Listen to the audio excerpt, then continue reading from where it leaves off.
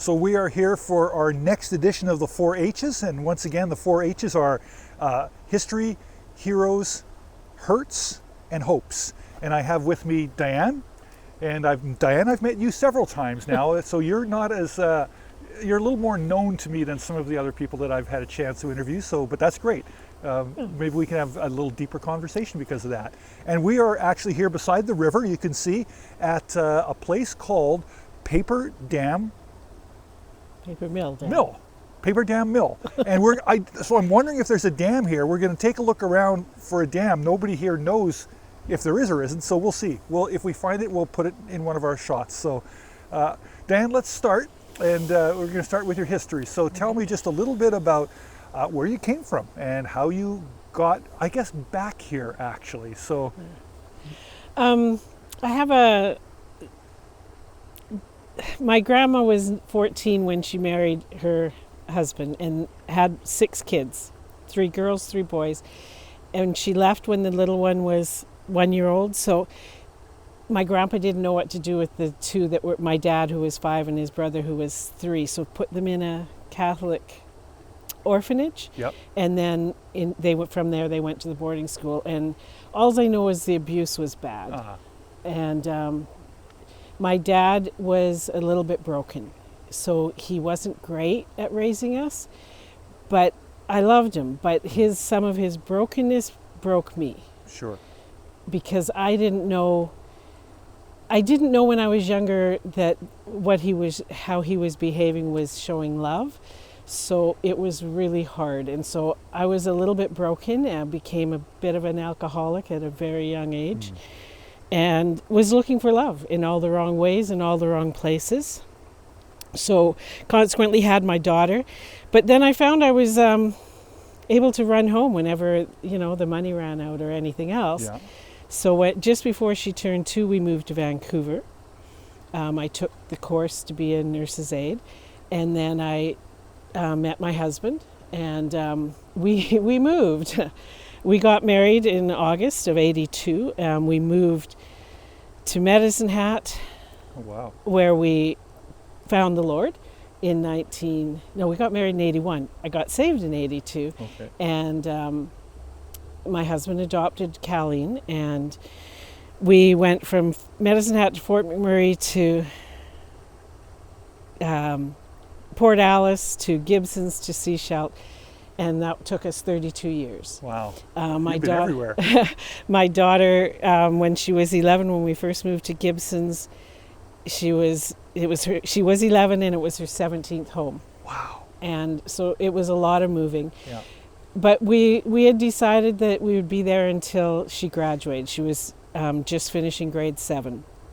So what we did was, that's when things started to fall apart there, because the cost of living was so high that my husband, money was becoming more and more important than God and us, and he left. Colleen was married, but he left in 2005, so 24 years of marriage. Yeah. And it was hard, but still broke me some more. Yeah. I was fighting through all this because I was determined to be positive and encouraging, because my parents were very negative, and my husband was very negative. And so that was, and then Colleen and Andrew and I were able to buy a house together. When my mom got sick and was dying, I was able to come home and live with her. Back here in Port Alberni. Which is back in Port Alberni, where I was born and raised. And I was here with her. I've been here since, but I got about 1.5 years with my mom, which was a true blessing. Oh, that's good. And we eventually ended up at Aerosmith about 2.5 years ago, I think. Yeah. August, so about 2.5 years. And we've loved it. We love the church. We just love the people, which is the church, and it's been a bit of a hardship since COVID, but we're doing okay, Yeah. And we all live together in one house, which does not suit everybody, but it sure works for us. Yeah. Well, that's great. And I should tell everybody I got to have dinner with you guys, actually. Yeah. Invited me over. We maybe broke a little bit of COVID protocol. Yeah. But it was just me, and I was careful, and you guys were careful, and enjoyed your famous first barbecue of the season. That's hamburgers. right. It was fantastic. So, Yeah. It that's was good. so good. Good. Yeah. Well, that's a great place to start. Yeah. With your history. All right. Yeah. All right. So we're on to the second H, and it's heroes. So it can either be heroes or hero. So that's up to you. But it sounds like you might have 3 that you're going to cover. Yeah. So tell us about them, the people who influenced your life. First Pastor Craig, introduced me and my husband to the Lord. That was in 1981. At what location?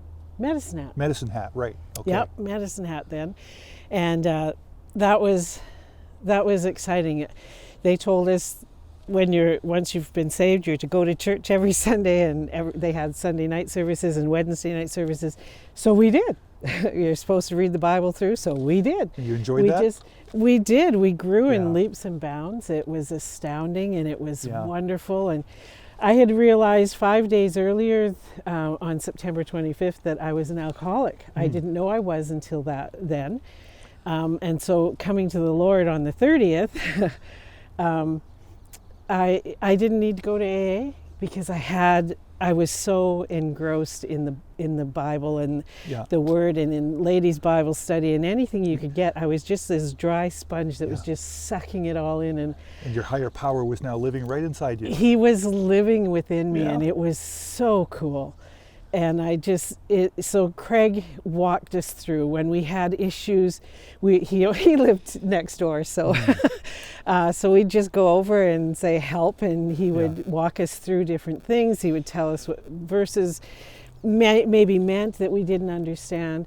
And along with him was the associate pastor and his wife, the Wilsons. They were amazing people to us, and we did grow. And we were there for 4 or 5 years. And my last hero is my dad, because he was broken, and in the end, because being so scarred from the Catholic Church, which I don't like to say, but it was, he became a born-again Christian. And I know in the last few years of his life, because he died at 73, very young, I would go home to visit, and when he walked around the corner with this particular little smirk on his face, I knew he was going to tell me something that he hoped I didn't know from the Bible. And so we could talk about it. And that's great. It was wonderful. And he overcame, he still wasn't perfect, but he overcame all those issues in his life, and it was good. I would like to see more of that in my life. Broken people that can come to the Lord. Yeah, it's good to have a broken hero, especially when that broken hero is transformed. That's pretty powerful. Yeah, and he didn't transform to this guy who went to church all the time or anything. He just, you could tell he was changed inside, even though he still didn't know how to be a good dad or a good... And maybe it's more a matter of transforming or changing. He was still in process, as we all are. Yeah. But it was obvious, right? Yeah, it was. Good. Yeah. Great. So that's it. That's my heroes. Good. Thank you. So Diane, we're at the trickier one, the hurts, and I think you've already maybe stepped into this a little bit earlier. So why don't you fill us in on what you're comfortable in regards to some of the hurts in life? Okay. Well, one, my dad. I mean, that it was a hurtful being raised by him, but like I say, I never stopped loving him or caring for him, and I always knew there was a reason. I don't know the details, but I always knew. But he could not be kind. Like he always told me I was ugly. He always told me, all these negative things, and it was hard to grow up and have any self-confidence when you're told that constantly. And of course, as they say, you marry someone like your father. My ex he would not tell me I cooked a good meal or tell me that I looked nice even at our daughter's wedding. Like, he just couldn't bring himself to. as he put it one time, I'm not going to lie to you just to boost your ego. But I would have stayed married to him if he would have stayed in it. Because I made that commitment to him, and I loved him in a weird way, but it was getting harder and harder to respect him.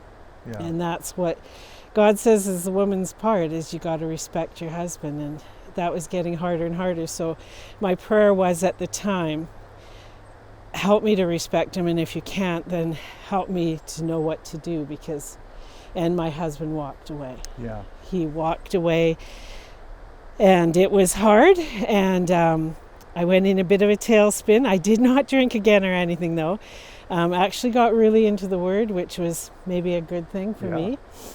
Started reading through the Bible, those daily readings every day.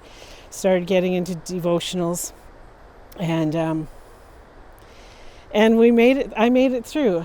I had a friend who stepped in and said, "You've done enough wallowing. You're going to come and play crib at the Legion with me." And I'd never been to a Legion, so that was kind of different. And it was all seniors. I was really young, I felt at the time, but got me out, and I started to come out of it, and eventually, here I am. I mean, still not perfect, but I'm still planning to be as positive and encouraging as I can be, because I think that's one of my gifts, as an encourager. I have to tell people they're doing a great job, and I do mean it. So, yeah. Well, let me affirm you, Diane. I see you as a positive person. I've not gotten to know you really well, but I've met you on a number of occasions now, and you're always positive and kind, and you're a beautiful person. So that's thank you. That's just to encourage you as you encourage others. Thanks for sharing that. You're welcome. Okay. So Diane, we're at our last H, so hopes. So with all the things you've walked throughout life and recently, what are some of the hopes that you really hold on to that keep you going and give you courage? First and foremost is my daughter. She is an amazing person. And I know she'll credit me for that, but I did nothing with her. She is an amazing person. You must have done something. I don't feel like it. Yes, we did. When we became Christians, we had daily devotions at 7 o'clock every single morning. My daughter did not go to school one day of her school life not having prayer before. Well, I'd say that's more than just something. That's a lot. It is. And she has carried it on. She married a pastor's son, and for a while we were a little concerned, but Andrew gave his life to the Lord like fully, and he and Colleen are just a true blessing. They're raising 6 wonderful kids that are not perfect, but they're certainly great kids, and they're my hope for them, is that they can know and love Jesus as Colleen and I have, because he is our everything. Yeah. He is our hope, and he is our hope, and there's just nothing better. Even when my husband left, I couldn't even get mad. I'd say to him, I want to be mad at you, God, for him leaving, but I couldn't. He's too much a part of who I am, and I am nothing without him. So that is my hope, and I hope he comes back soon, really soon. But oh well, he'll come back when he comes back. When he's ready to, and everything that's supposed to happen takes place, right? Yeah. Well, as I've listened to your story, it's like your story, your whole family story, history story, is really a story of redemption. It's a story of restoration, and each generation just is moving in a really good and godly direction. It's like the Lord is restoring the years, right? Yeah, it's pretty cool. Yeah. That is very cool. Yeah, I cannot say I regret any part of my life.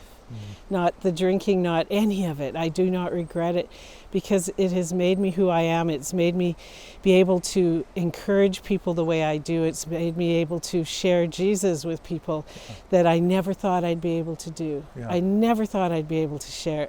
When I was first a Christian and I saw somebody who said they were saved, I thought, I feel so sorry for you because you have to say those words. But God got it through my head that is such a gift. It's good news, yeah. Yeah, and so Yeah. that's my hope in my family, and that there's nothing else, Good. really.